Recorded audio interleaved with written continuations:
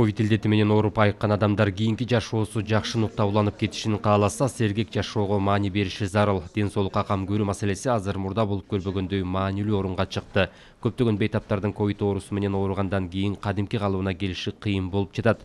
Мындай жагдайга өзгөчө жаш курагы 65тен өтүп улгайгандар, нормадан ашык семирип салмагы көбөйгөндөр, өнөкөт оорулары барлар, чылым чеккендер жана аз кыймылдап сергек жашоодон алыс болгон адамдар туш болууда. Одна из важных рекомендаций в программе реабилитации – это отказ от курения.